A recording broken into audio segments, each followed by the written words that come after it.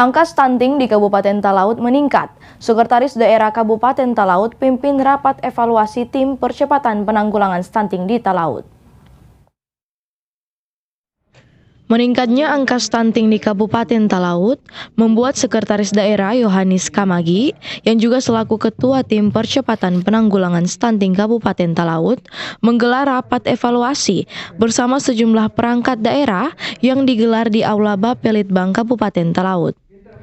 Dalam rapat evaluasi kali ini, Sekretaris Daerah mengajak seluruh perangkat daerah untuk lebih serius dalam menekan angka stunting. Sebab menurutnya sejak tahun 2020 hingga tahun 2021, angka stunting di Kabupaten Talaut mengalami peningkatan yang signifikan hingga mencapai 500-an lebih kasus stunting di Kabupaten Talaut. Karena kita mendata door to door. Kalau sebelumnya kita mendata melalui informasi yang didapatkan di desa, sekarang TPPS melakukan pendataan melalui door to door sehingga didapatkanlah data real kurang lebih ada 500-an terdampak stunting. Nah, langkah-langkah apa?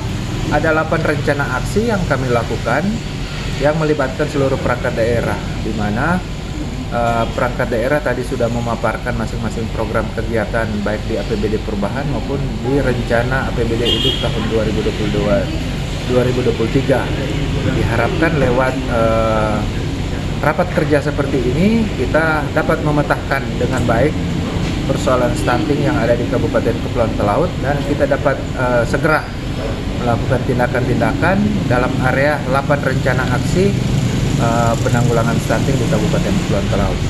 Sementara itu, Kepala Dinas Pengendalian Penduduk dan Keluarga Berencana Kabupaten Talaut melalui Sekretaris Dinas Pengendalian Penduduk dan Keluarga Berencana Mariati Biasa mengatakan pihaknya telah melakukan berbagai upaya untuk menekan peningkatannya angka stunting, diantaranya mini lokarya yang diprioritaskan di 7 lokasi, khusus yang melibatkan berbagai perangkat pelayanan yang ada di kecamatan dan desa. Untuk upaya-upaya yang telah dilakukan oleh Dinas Pengendalian Kabupaten Talaut dalam percepatan penanggulangan stunting secara umum, kegiatannya itu pertama yang saya laksanakan berupa mini lokarya untuk 7 kecamatan yang masuk lokus.